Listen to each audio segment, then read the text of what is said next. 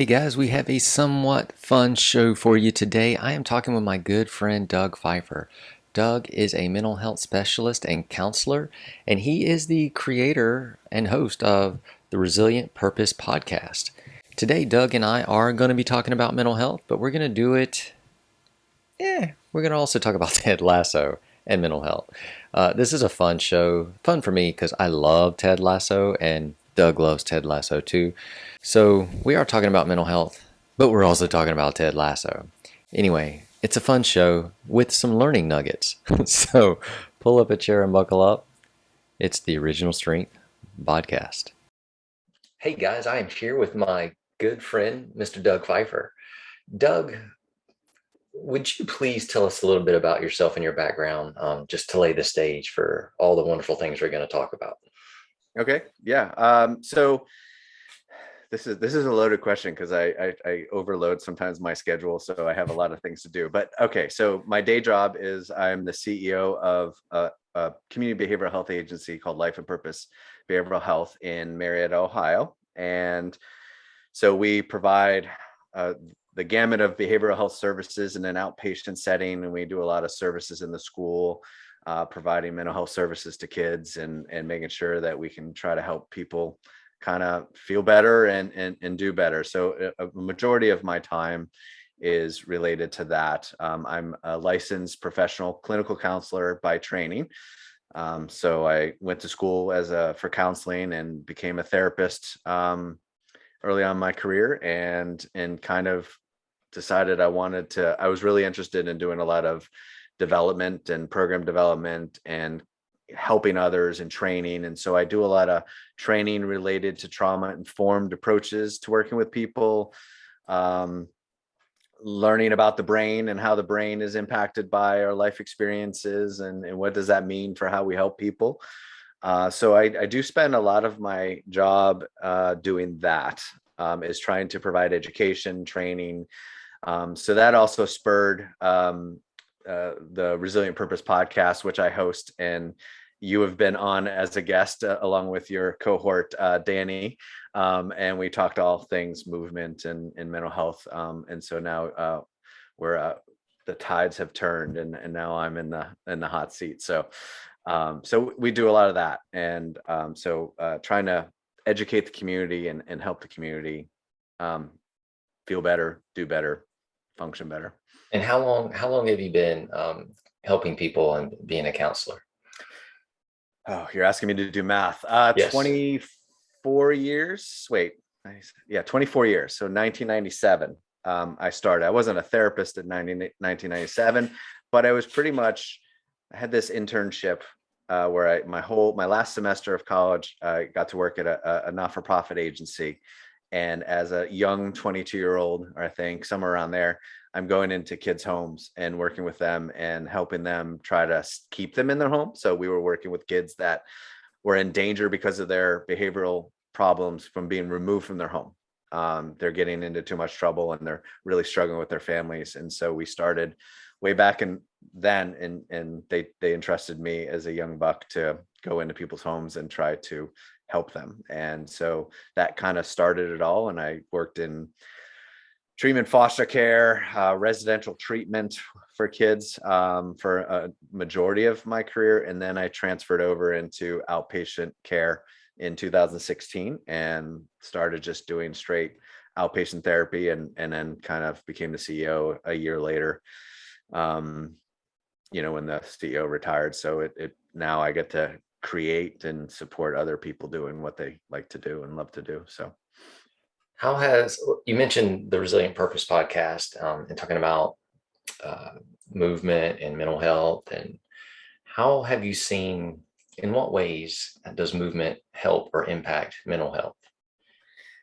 So, yeah, it's interesting because in the mental health field, most programs typically talk about like things like cognitive behavioral therapy, and that's very much of you're using your thoughts and feelings and everything like that. And I'll tell you what, in my education, they never talked about the body in terms of how it plays a role in our health. And so when I started learning about the brain and how the brain is organized, how it's developed, much like in terms of pressing reset and going back to the developmental sequence, like the stage of how our brain was developed has everything to do with being regulated and being able to move and function, and it really ties into those early life experiences of kind of what helps us feel better as is our body, because everything starts with these regulatory capacities in our brain first.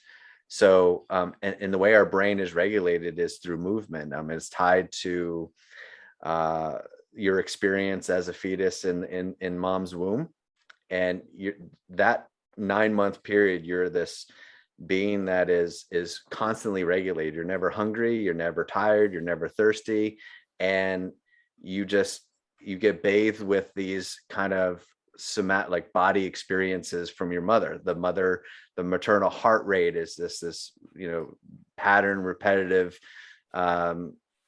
experience of the heart rate that just kind of gets associated with your sense of being regulated and being calm. And so what we find is that the regulatory networks are really shaped by your ability to move. And I think about a story like when I was working in residential care. There was a kid I worked with, and he was previously in a detention center, and in that detention center he got sexually assaulted by a peer in the detention center. And so he had to meet with these internal investigators that came and wanted to ask him about it because the allegation was made. And so he had to really talk about what happened to him. And when he got out of that interview, he was just a disaster. He was a mess. And the one thing he said is, I need to go for a walk. And and we just walked around, like in our residential facility, there was this circle, and we did probably about 20 laps. We didn't talk. We didn't just debrief what happened. I just walked with him. And then after like 20 laps, he was like, okay, I'm good. Like, I feel better. Like I'm ready to go back, and that's what we did. He went back, and, just from moving. And I think what people kind of recognize is that really mental health starts with our body. We experience it in our body. When we're upset, it's not the fact that we're sad that's the problem. It's the icky feelings we have in our body. We don't like to feel nauseous or our stomach tied in knots, or we don't like the pressure we feel in our chest or whatever. And so it stands to reason that if we experience our mental health in our body, that we should use our body to heal. And I like that. And so I think that's the biggest piece, but we're always trying to talk our way through it. But the thing is the more dysregulated we are, the less part of the brain that is really responsible for thinking we don't have access to that. You think about the time that you've been really upset or frustrated, how easily is it that you could think, or plan or problem solve or make good decisions, and so everything starts with the body. And if I want to have a good therapy session with somebody, I need to make sure they're regulated. And so sometimes that's doing something with movement. Most of my therapists, you'll see them take their clients for walks.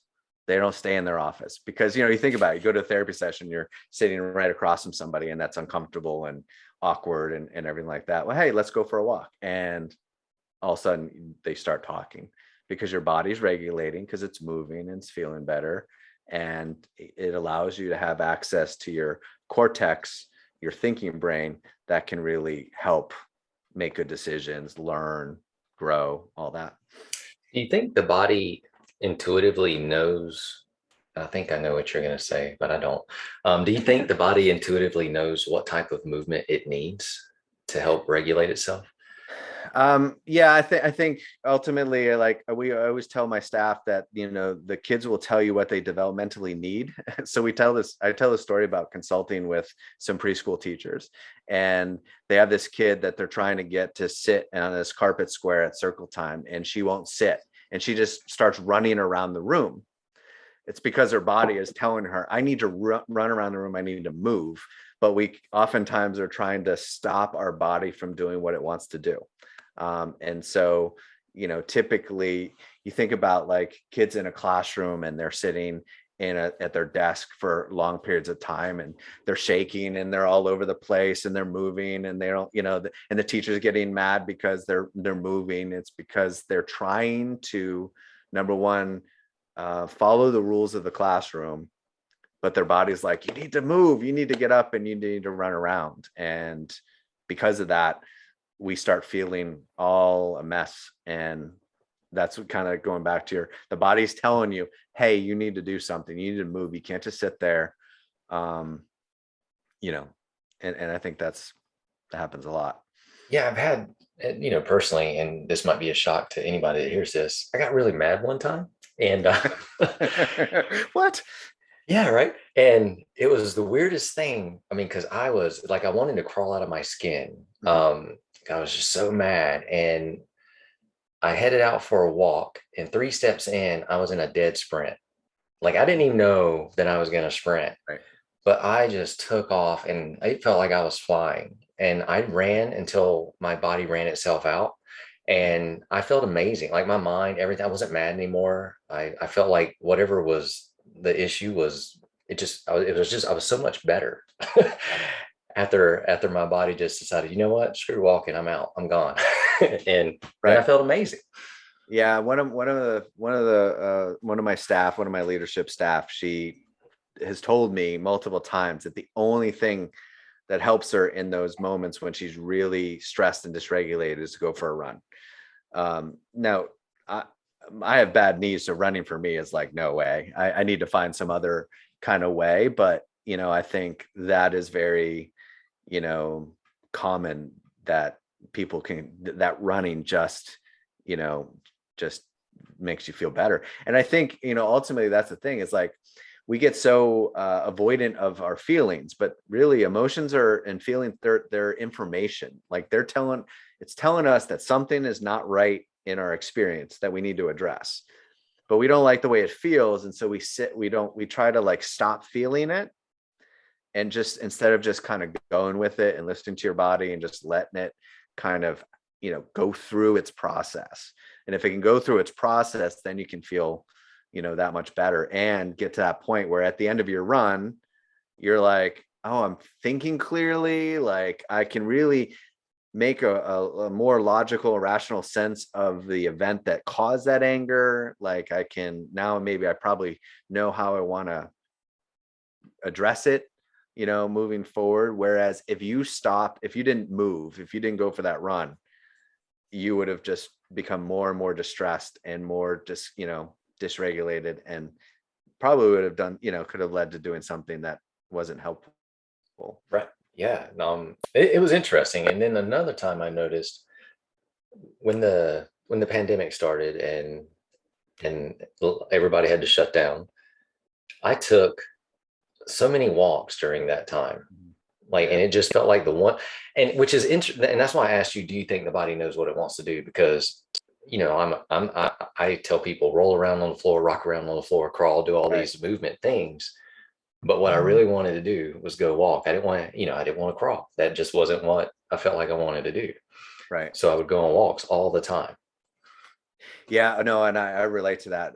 We went as soon as that shut down, and we live in a neighborhood that's very has a lot of people walk, and it's a good walking, neighborhood. And so we would walk a lot, because of course, being stuck in the house, you're just, eventually it becomes miserable, and you have to get out. But also, the more sedentary you are,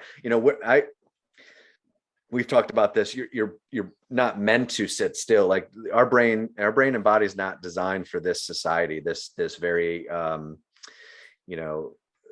advanced society of technology and sitting at your desk. I mean, I talk about, like, we had to run 20 miles to go hunt for our food, thousands of years ago. And now we can just call Walmart and tell them to bring food to our door. And we don't have to kind of go and move and do things. And so I think of like our body's design never changed in terms of that. Our lifestyle did. And so now we're paying the consequences of that. And that's why we have a lot of mental health problems, because, among other things, movement plays a role in it. We have a lot of people that are sedentary, and I think, how can you really experience a lot of joy without moving? I don't really know, because just sitting on a couch all day and not doing anything, I don't think it goes against the way we were designed and the way we're supposed to function. So if that's the case, I don't know how we could really be mentally healthy in that respect. So you mentioned Walmart bringing food to people, and I think that started during the pandemic. Yeah. Oh, yeah, absolutely. So, and you just talked about how we're designed to move and stuff. Have you seen or noticed an increase in mental health issues, like more like just during the pandemic? And I'm sure there are, but like, how has it affected your business? Well, I know that, one of the major things I see is that, I don't know how the statistics, but I mean, it's funny because one of the things that people always say is like, okay, what do you want to spend on advertising? Do you want to put money on? I'm like, we never stop getting calls for people that need help.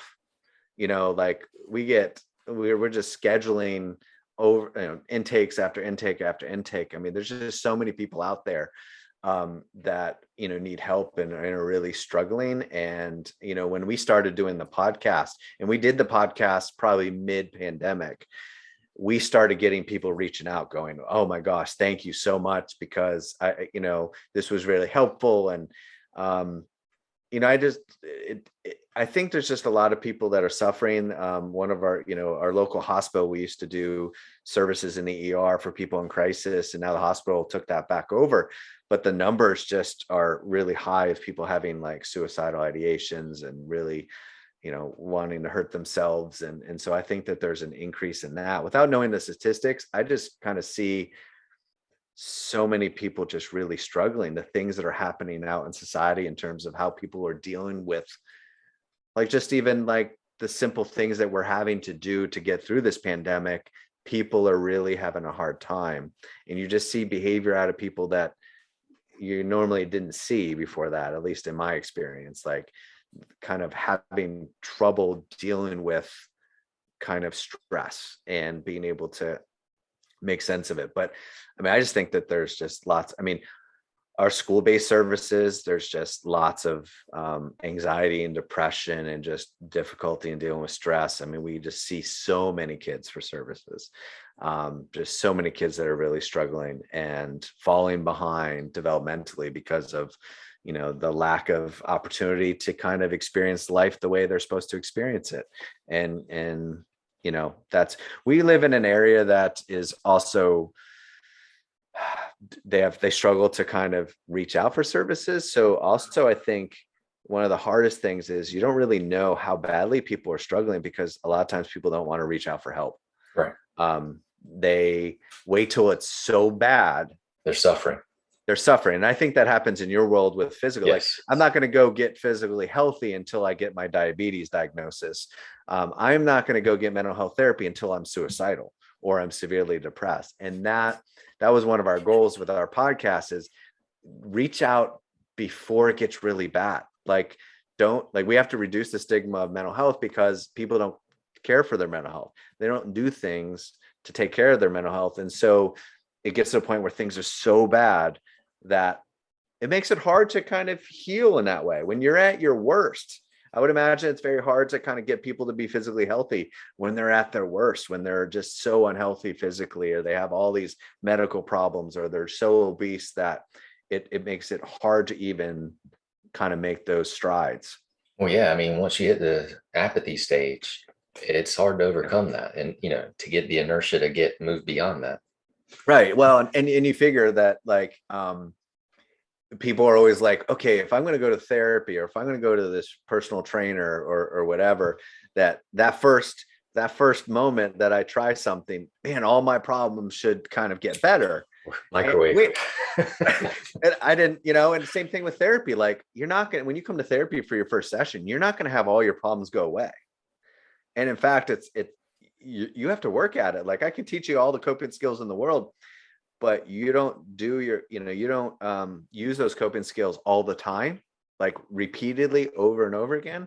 You're just going to resort back to your habits. So like, if you don't if you don't start using it in what we say in our world is a pattern repetitive way, like you're creating this routine and predictability with it, then you're going to resort back. Or I try this coping skill once, and I always say the beauty is not in doing it once, it's doing it 30 times. That's when you start seeing the results. And I know we're not a patient society, and that doesn't work for us. Like we need it to happen right away. And I think that's why we sometimes turn to kind of those things that appear to make life go by, or work faster. Like I'm going to turn to a medication, or I'm going to turn to some type of fad diet or whatever, because I need it to happen now. We have a hard time being patient through that. That gives us stress. And, that's not how our body and brain works. And so then we try to circumvent it.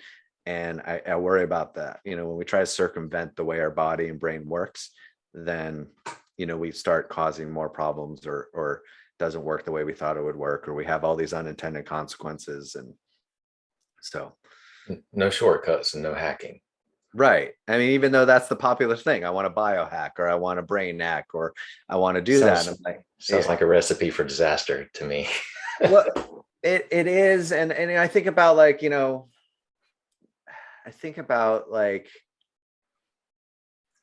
the fad diet, like you start to get rewarded because you maybe lose those pounds. And so then your brain gets tricked into thinking that that's the right way to do it. Right. Because I get kind of that pleasure from that. Like, oh, I feel, and then the pounds on the scale come off or whatever, and, or I take that medication for my depression and I start to feel better.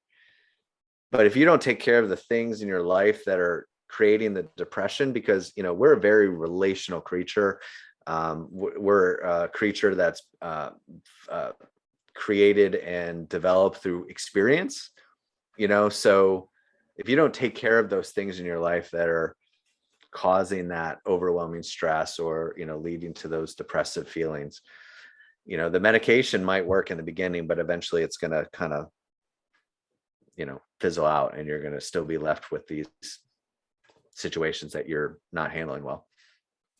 So given that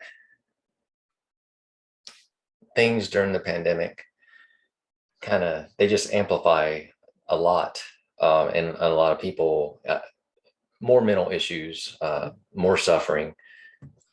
But you and I talked about before the show, there were also good things that came out of the pandemic.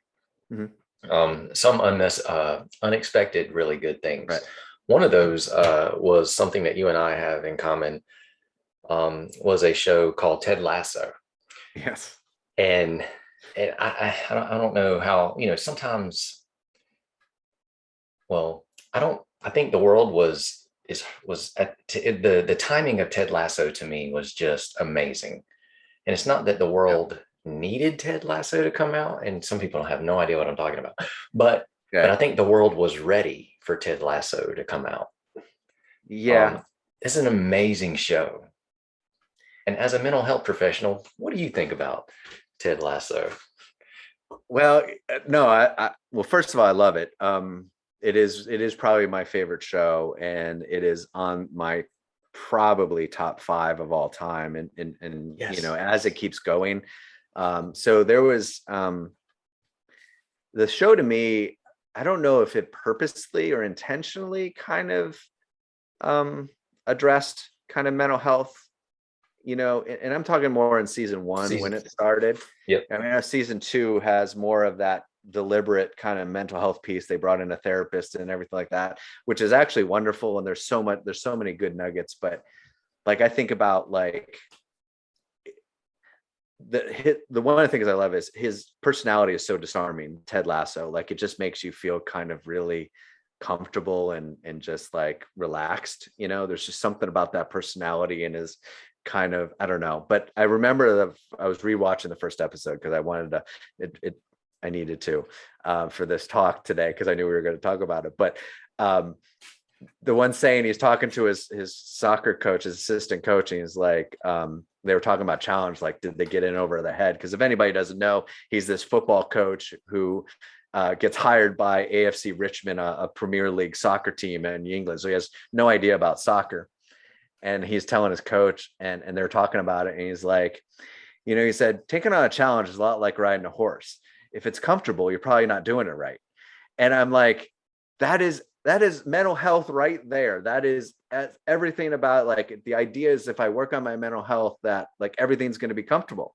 And that's the exact opposite. No, it's not comfortable. But the beauty in mental health work is the discomfort, is being able to work through that discomfort. One of the things about, even the pandemic that is life became more uncomfortable. And many people that maybe didn't have a lot of discomfort in their life started to have some discomfort in their life and had no idea how to deal with it. And so that's kind of like one of the things we're trying to encourage is like, you got to take on challenge. Like the only way we change our brain for the better is to face those challenges. So that quote, like, I just was like, oh my gosh, that is such an important quote, that I just love about that show. I'm with you. I think it is the all-time greatest show ever. Like you can't watch it and not want to be like Ted Lasso, or have this sense that that is how we're supposed to be right there.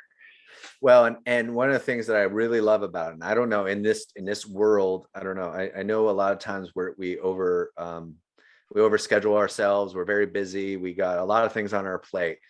But man, I would, one of the things that I appreciate about my life is the people I'm connected to in whether in my workplace or at home. And the Brendan Hunt character, Beard, and Ted Lasso, that connection, that they're just like, just to have that person right by your side, Peanut butter and jelly. right, facing life. And so one of the things that we talk about, the more we experience mental health, oftentimes at a problem, at a issue for us, is that we start to disconnect, because a lot of times if you really look at mental health problems, it's very tied into relational issues, or we lost someone we love, and so we're really struggling, or we have a bad breakup, or we've been abused by somebody that's supposed to care about us. We disconnect from people, and we isolate ourselves, and we get away from people. And our health and healing, even in, like, I think about, like, whether you're getting physically healthy or mentally healthy, it's that having those connections and feeling connected to people and having those supports in a way. And Beard's not his therapist, but he is just there with him, and they go into things together, and there's just that, I don't know, it was very I was just very, like, envious of it, like, oh, I really want that kind of situation. Oh no, I want to be like, just like Ted Lasso. Like I want to be able to love people, to care about people, Yeah. to the way he does, like, and to forgive people. Like Yeah. he's like water off a duck's back. Nothing really sticks to him because he's able to let it go and move on. From season one. Right. It's just beautiful. Well, and he's dealing with real life traumas. Yeah, I feel like we've been through season one, but like kind of his divorce and things like that, he had to kind of say, okay, this isn't, he didn't necessarily fully address his issue with that until probably later, but he didn't let it spill into his other relationships. And in fact, I think he sought out the people in his life to help him get through it, which I think is important to happen. Oftentimes we have a relational trauma like that. We just think it's going to, our brain kind of sometimes goes there automatically, that, oh, it's going to happen the same way for everybody else. And in reality, that's not true, but that's the way our brain gets to protect ourselves. But our way to get through it is through those relationships.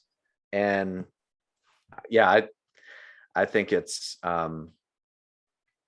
his ability to water off a duck's back is a good kind of explanation for it. And you had said that, like, definitely season 2 focuses on mental health. I mean, a lot. That's like a running theme through season 2, and you For weren't multiple sure. characters, yeah. Yeah. And you weren't sure if it was intentional in season 1, but like, so after season 1, and this is weird, and I know it's weird, but I wrote this article about the life lessons from Ted Lasso. Okay. And 2 of the points that I wrote, though, was it's okay to hurt, Yeah. and it's okay to heal. And like, so I do think maybe they were touching that thread in there. Right. No, they're really on point. And that's what one of the things I love about movies and TV, especially ones that can really get at the characters in real life experience. And I mean, what they're experiencing isn't really, hyperbole in terms of it. I mean, granted, we all don't get to be the coach of AFC Richmond, which would be awesome. But I think those life experiences, the relational experiences, the way we treat each other, being able to have compassion for people that are not always the nicest to us, it at least is kind of what we hopefully strive to be and want to be. And we're such a tit for tat being that we often, to channel Ted Lasso in those moments, it would be really helpful to kind of not just go right back at somebody. What do you think about, so the therapist in season two, and her I think it's probably the greatest advice she gave Ted, or just a saying, was the truth will set you free, but Yeah. first it's going to piss you off. Right. Oh, absolutely. Yeah. And it's kind of like we talk about this, so we do a lot with addiction and provide services. And so one of the things that we really run up against is that for many people, the truth causes more trouble for their lives. So for example, if I am struggling with addiction and I'm on probation, and I relapse, then I'm at risk of going to prison or jail or whatever, get the hammer laid down on me. So why would I want to do that? I'm just going to not tell anybody, but that is a setback in treatment that keeps me from being able to move forward. So we work really well with our local probation department, because the idea is, no, you're gonna own up to this group. We're gonna talk through it, because the honesty is going to set you free. And I think so sometimes we're afraid of those consequences. Just even in the simplest fact, I've picked my daughter up from volleyball practice, and we have these conversations in the car, and she's struggling with a friend of hers right now who's really irritating her and bothering her. And I say, so have you talked to her about it? And she goes, no. And I said, well, why not? And she's like, well, I don't want to ignite this. I'm afraid of what will happen, basically, is what she says. This wasn't exactly what she says. I'm like, well, as long as you stay this way, you're going to continue to be bothered by your friend, and nothing's ever going to change. And so, yeah, we have to be honest with each other. It doesn't mean we have to be mean or disrespectful, but we have to be truthful, because the consequences of not being truthful are far worse, you know.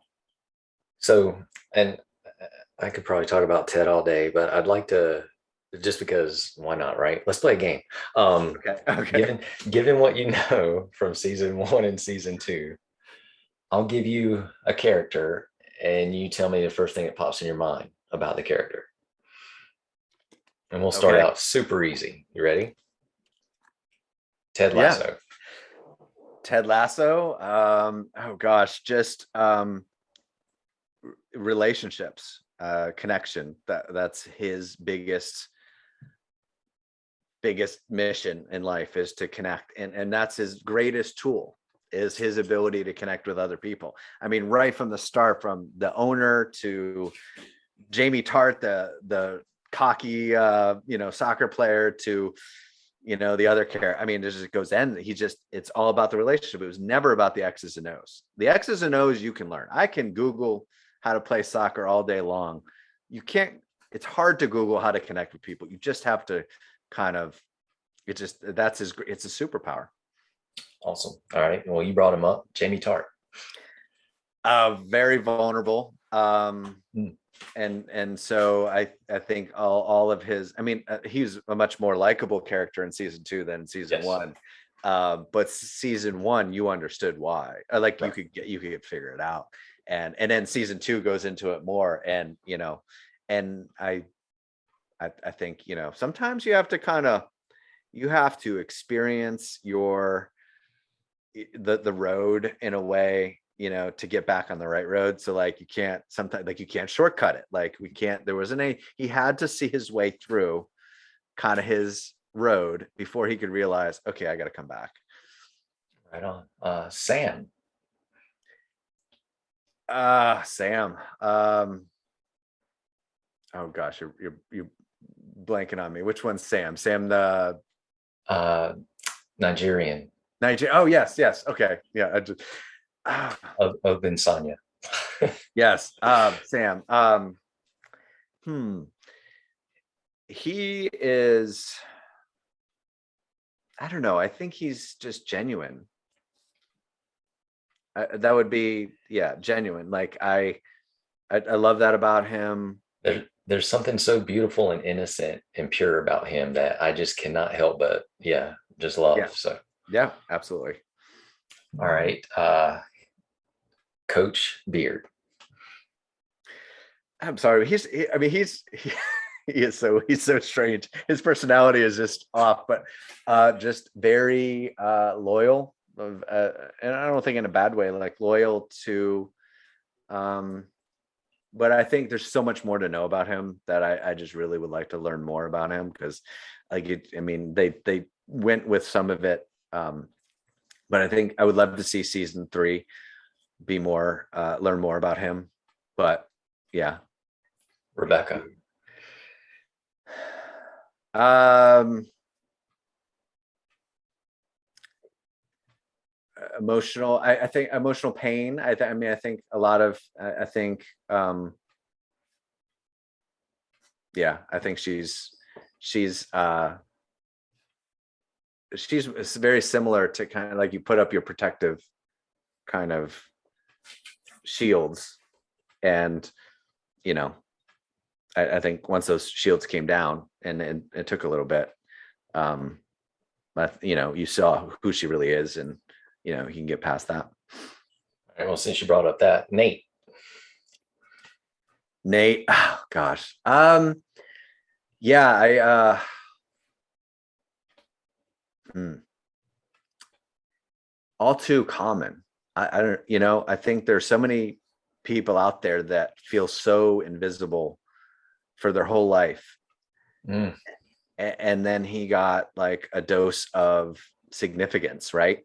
And so almost like it went like you like overdosed him, you know, like, and he brings that up in the season finale, like you you show me that I'm the greatest person in the world, like you just make me the most important person in your life or in your world, and I don't know, I'm so overwhelmed by that, you know, like, you know, and the foundation wasn't set for him to be able to know how to deal with that. Higgins. Higgins, yeah, he's funny. I love the family scenes, like when he's at home, Yes. you know, and then he gets a call from Rebecca. And he doesn't know, you know, he's spitting out his cereal, and you know he's having to deal with. He would be another character that I love having in the scenes. He's just he is a little bit of comic relief in some of those scenes, especially those scenes where they're trying to be serious about stuff. All right, not last and certainly not least, but Roy Kent. My favorite character. Yes. He is absolutely by far my favorite character, and you know, talk about a mask that we wear. And I love the fact that he curses like a sailor, and you know it just but he's so like, I mean, he's so loving and caring, and you know if you didn't open your eyes and in ears and you know whatever, you wouldn't realize that. But I mean he's a super caring guy, but he, you know, I think he was going through some stuff. I mean, they're all going through stuff. The first season, he's like at the end of his career and he doesn't know how to deal with all that. And, you know, but I love the dynamic between Ted and Roy. Those are Yes. some of my favorite scenes of the show, from the time where he's going to the school to present, to the season, getting him on the team, just all the different things, the way he just kind of helps Roy, you know, find his role and place, and you know, and you know where he's best suited. I just, yeah, So I began thinking, like I told you, like when I grow up, I want to be Ted Lasso. But at the same time, when I grow up, I want to be Roy Kent. Like if you could take the best of both of them and put it together, that's the yeah, that's the peanut butter sandwich right there. right. No, I love when he's trying so hard to be one way, and then the other person just doesn't allow him to be, you know, for whatever reason. He's like, oh, and you know, probably not allowed to cuss, but but yeah, so I think that is, yeah, that's one of my favorites. So yeah, absolutely. Um, So So amazing show. If you haven't watched it, guys, I do think the world is definitely ready for Ted Lasso if you haven't watched it. And from like Doug said, just from a relationship building, or to see how people interact or could interact, or the best of people. mhm. It's an amazing show. You can't watch it and not want to be like Ted or not want to be like Roy. No, and you have time, because the season 1 and season 2 are done, and season 3 doesn't happen until next August, which is really sad. But I want to keep watching. Like it just makes you want to Yeah. kind of keep watching. And there's just a lot of like, I wanted to make sure that I wanted to touch on this so one of my favorite scenes of the show is he's in the bar with everybody, and the Rebecca's ex-husband, who is pompous and everything like that, and they're throwing darts, and he says, I won't be able to do it justice, but he basically says, you know what, like, if you were just curious, you might ask a question like, hey, have you played darts before? And I would have said, yes, I've played darts for, you underestimate me based on your judgments. Instead of being curious, you're judgmental. And that is what I try to get people to do all the time, is be curious, not judgmental. So if this is happening in my life, if I'm feeling this emotional pain, be curious. Don't be judgmental like I'm a bad person because I feel this way. If I'm struggling to deal with some anxiety, be curious, because the solution is there. The healing is there. You have to find it, but you have to be curious to do that. And same thing, if someone mother F's me in this on the streets, I know it's tough to think about, but be curious. Being curious might be like, what must be going on with this person for them to be cussing me out, right? And so it's being, that's so profound, and like so in line with kind of like what the way we kind of try to help others is being curious and not judgmental. So we're right here. That is hands down the best episode. That is my favorite episode. Yeah. And in my Lasso's leadership lessons, the last point was be curious. Yes. That was the most amazing thing ever. And it's to see people. Yeah. And to try to understand them, to look behind whatever the filter is you're looking through, to look Yeah. behind whatever the mask you might think they're wearing. I mean, to get to the inside. Well, and I think people we use the saying for when we were working with kids that have all these challenging behaviors and traumas and all that stuff, is that the problems kids cause are not the cause of their problems. It's not my quote, but it's a quote by this man named Nick Long, who is one of like a mentor of ours. And that's the thing, because of the way people make us feel, we make these judgments, and we don't truly know kind of why or what's going on. We just, because it makes me feel this way, then it must be this.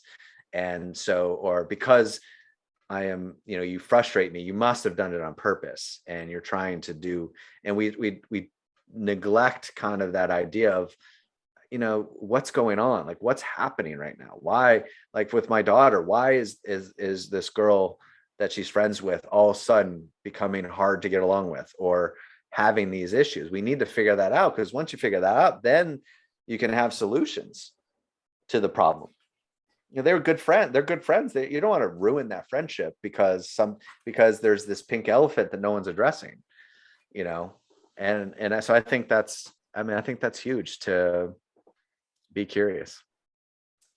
So in today's world, for somebody seeking mental help or help with their issues, what do you recommend? What do you think they should do? Point people somewhere where they can find hope and help.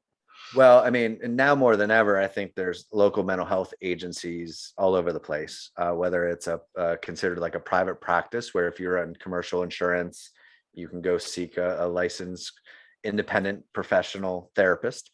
Those are usually like psychologists, therapists or counselors, social workers.